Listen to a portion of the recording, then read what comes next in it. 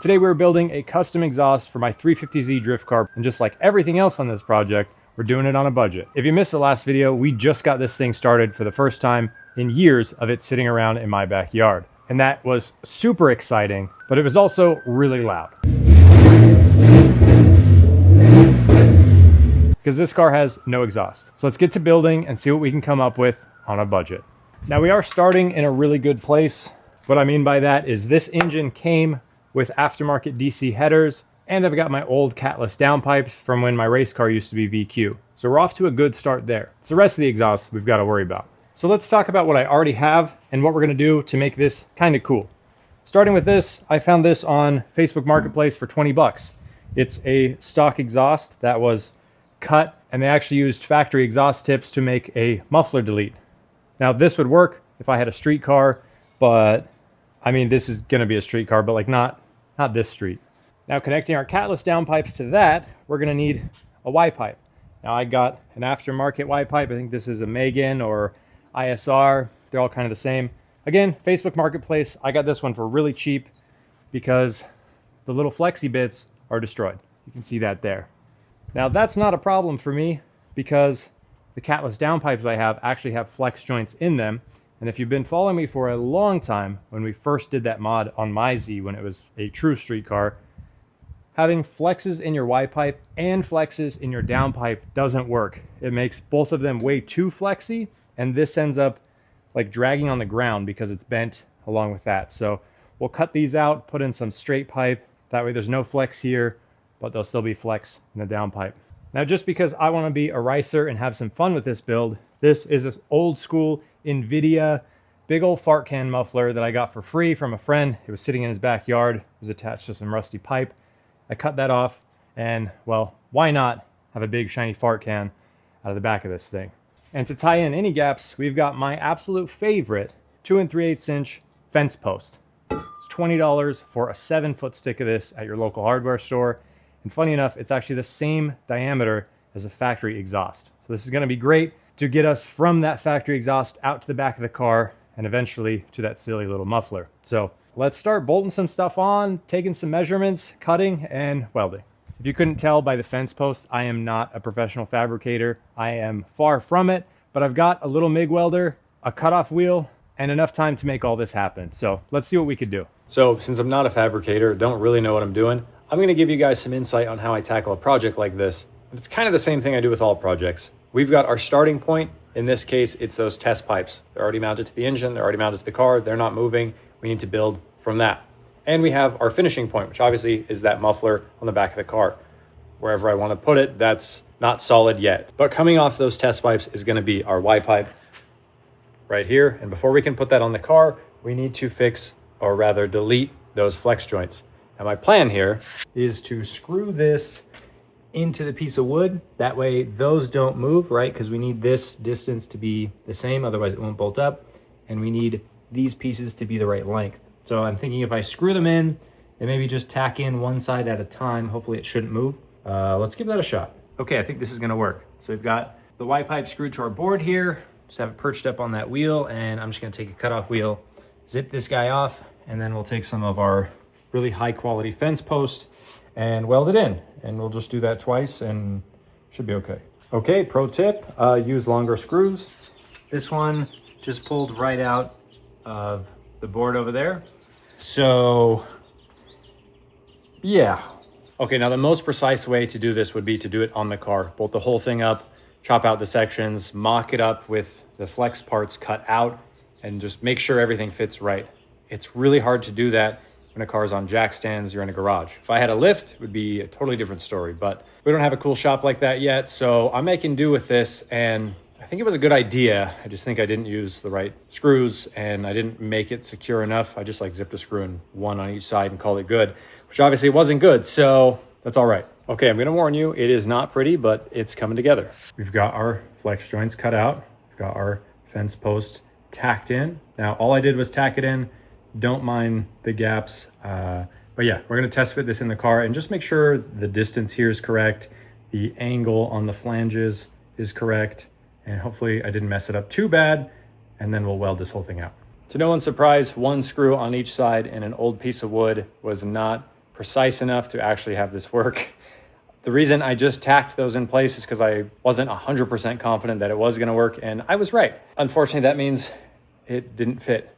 So when I bolted it up, one flange was good. It lined up both holes, but then it put the other flange like kind of crooked. So I'm going to put an extra tack on the side that fit, break the tacks off this side, and tack it under the car. Even though that's what I was trying to avoid, I'm still going to be doing most of the work out of the car. Again, this comes down to just not having all the right tools and not taking enough time to actually do it all. Like, I could have measured way better. I could have had it bolted in the car and been a little more precise, but I'm not a fabricator. I think I've said that enough times now, you should know. I'm just kind of winging it. I'm doing what I think makes sense and also what is the easiest and like most time efficient, because I don't have endless time to finish this. I'm not on a huge time crunch, but either way, I'm trying to tackle this in a way that like pretty much anybody could do it in their garage. And unfortunately, that means doing things more than once sometimes. So let's cut these tacks off and get it right the second time. Okay, yeah, I should have started this way. The wood was a good idea, and I think there's a way to make it work, but the way I was doing it didn't work. But because one side fit okay, I bolted that side up, and then I put bolts in this flange over here and just kind of held it up, hence the jack stands. And now I've got the whole thing perched up on jack stands, so we can tack this side in, and then I'll pull this whole thing out and weld it on the bench. The Y-pipe is in. It turned out pretty good.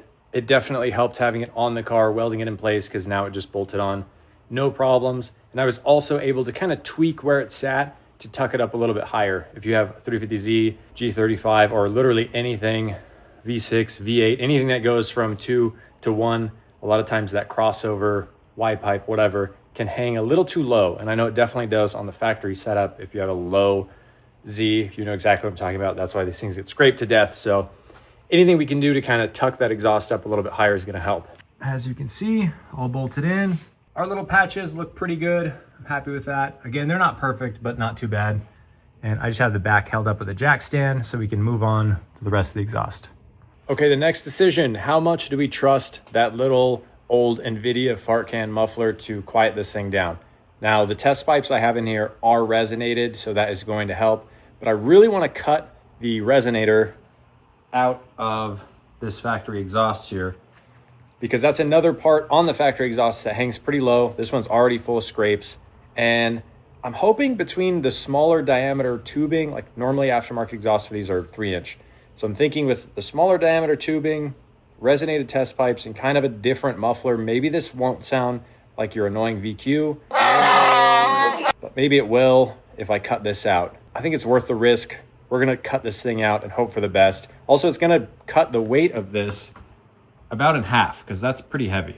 So let's cut it and weld a pipe in there. Cut that resonator out, and we are being smart here. We're learning from our previous mistakes.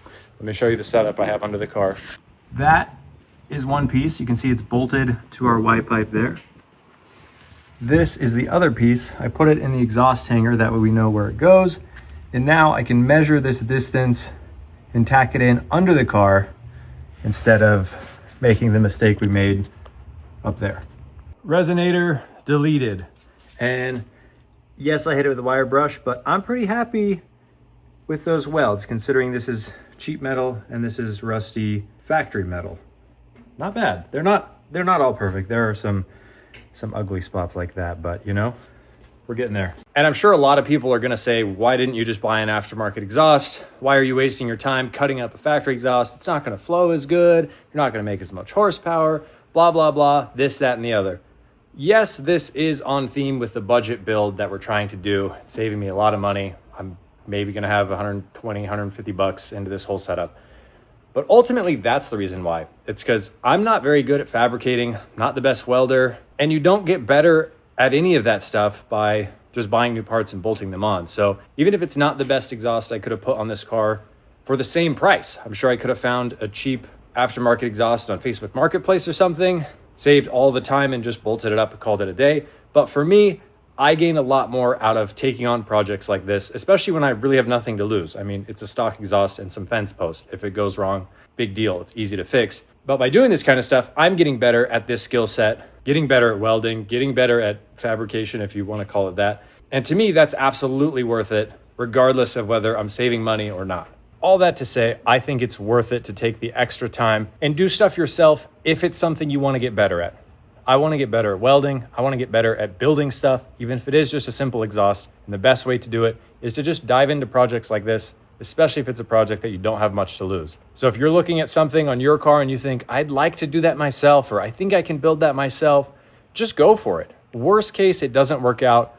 Throw the whole thing away and buy that brand new aftermarket part you had your eyes on in the first place. I think it's absolutely worth the extra time it takes if you're gaining skill and knowledge from it. And that's why I will always take on jobs like this, even if it isn't the best exhaust I could put on this car. At least I know my skills are getting sharper. The midsection all welded up. Let me show you where we're at. I'm actually super happy with how this is turning out. So now you can get a better view of our Y-pipe into that midsection. And you can see from here, everything is tucked up pretty high. I mean, those flanges are about as high as they get. Everything's really close to the frame, the chassis rails, whatever. And then we've got our midsection here that ends right at the diff. If this was a race car, I would totally just leave it like that. But check this out. Really solid with just in that one hanger. Doesn't rattle on anything. We're doing a good job so far. From here, we just got to mock up that muffler, figure out where we want it, and build the last little bit. So before we can build the rest of the exhaust, we need to figure out where the muffler is going to go, and then we can determine how we're going to get the muffler to the midsection of the exhaust. In order to do that, I'm going to get the muffler hung where I want it, which means we need an exhaust hanger. Back to our exhaust that we've been cutting up, I'm going to chop one of these exhaust hangers off here, hang it in the car, and then figure out where it's going to go on the muffler and put the two together. Exhaust hanger secured. We got that into our actual rubber hanger, and now we can mock up where we want the muffler, tack the muffler to this, and from there we can start building to that. All right, making some progress. Check it out. Muffler is hanging. You can see we've got the exhaust hanger welded in. I'll trim up the excess a bit later. Now we just need to connect those two. And for that, we've got this. So this was a 90. It was bent here, and then this was the other half of it. So I cut the 90 in half, just flipped it around, spun it around, and now we've got this little, like, almost like an S. It'll fit in there. And again, because I'm not an experienced fabricator, and I thought, well, let me just mock this up and make sure it was gonna work, I cut one side too short. I could have just done this with those two pieces and been done, but now I've got to add a third piece. So live and learn. Okay, the exhaust is officially hanging on its own. I can shake it, it's pretty solid. We just have those pieces tacked in there. Definitely doesn't look great. I don't love it, but it's an exhaust on a drift car, so like whatever. Pretty happy. We're gonna pull this out now and weld it fully, and then we can put it back in and get a sound clip. I've said it enough times, but I'm definitely not a fabricator. This could have been way better if I'd taken more time, had a little bit better materials to work with, of course, spent a bit more money. But again, I'm just working with what I got. I'm trying to make the best out of the cheap things that I have so we can just end up with a kind of cool exhaust that works. At the end of the day, it's gonna be on a budget built drift car. It's gonna get dirt dropped, it may get ripped off, and I'm just not gonna sweat about it.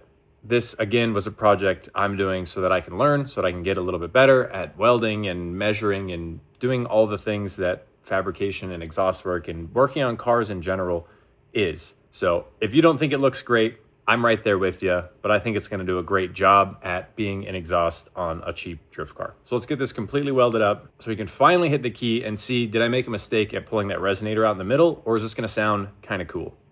Kind of cool for a VQ, because they don't really sound that cool. So we'll see. And she is all welded together. Again, not great, but honestly, it's kind of better than I thought it was gonna be when I was first mocking all this up. If you just kind of look at it, I really don't think that's any worse than your average cheap muffler shop would do. And for me, that's a win. More than half of these welds look pretty good. I'm confident that all of them are going to last and this isn't gonna like fall apart or anything. So I think we're good. We're just about ready to bolt this thing back in the car and hit the key and see if it sounds okay.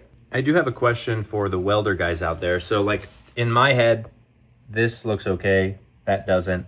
But I was having trouble with like going over the tacks that I put. So you can see like that was me welding. That's a tack that I did under the car. And then we go back to welding and it's like, it looks okay. It doesn't look good. it looks okay again. You can see it's the same thing on this side, except it got a little ugly over there. But when you're doing work like this, where you have to tack something in place and then you're gonna weld it out on the bench, or in my case, on the floor, how do you make that area look good, where you're kind of like stopping, starting, and going over a tack, or maybe just not like welding back over it, but you know, skipping over it? How do you make it blend all together so that it doesn't look like there was a big ugly tack I did under the car and then some okay looking welds on either side of it? That's something I haven't quite learned yet. So if you have tips on that, let me know. Obviously, I have a ton of learning to do when it comes to welding. I just know the basics. I mean, it's MIG welding, so it's not that hard, but I know there are ways to do it better. I know there are ways to have it look better, and I don't really question the strength of this, but I'm sure there are ways to make it stronger. So that's enough talking about that. Let's throw this thing in the car. All right, it's bolted back on the car. I gotta say, I am happy with how it turned out, all things considered. This was a bunch of really cheap and borderline scrap exhaust material that I was able to throw something together, and I'm happy with it. It sits way higher than any aftermarket system I could buy. Who knows if it's gonna sound better? It probably won't perform better, but it sits higher, it looks kind of cool. I learned a bunch, and I can say I built it. So you tell me what you think of the look of it, and then we'll see what it sounds like. Main thing I wanted was a lot more ground clearance. So obviously the car's up on wheels, but a normal exhaust would be way lower because of course my bumper's cut, right? So if you can visualize, the factory bumper would be like here, your exhaust would be here, you know, so saving a lot of room there. I think we'll get to appreciate it a little bit better when it's on the ground, but overall, I'm happy. This part still doesn't look great, but you know, it's a beater drift car. Let's start it up. Is it gonna sound like every other VQ? Probably, but let's find out.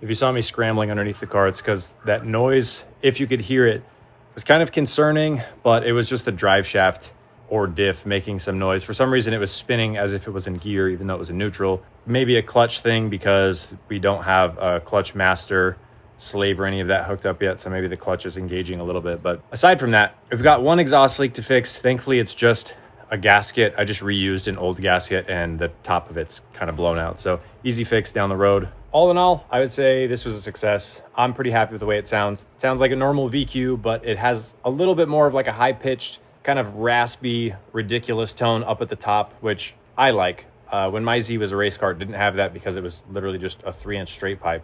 I think running a little bit smaller diameter tubing, and of course having some kind of muffler, gives you a little more crisp and a little more fun, different sound than just a really loud V6. Obviously, I didn't rev it a ton. We still don't have a radiator, any of the coolant stuff hooked up, and there's still a lot of things not hooked up on this car, but that'll be in a future video. Let me know what you guys think. Was this project worth my time? I'll say it again, I think it was, because I learned a lot.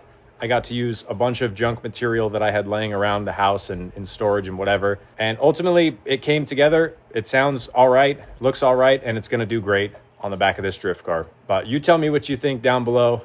In the next video, we are doing everything we can to get this thing on the road and driving, which is going to be a ton of work. So make sure you're subscribed for that one because we are pretty close to getting this thing track ready. But for now, thank you guys for watching. Give this video a thumbs up, and of course, I'll catch you in the next one.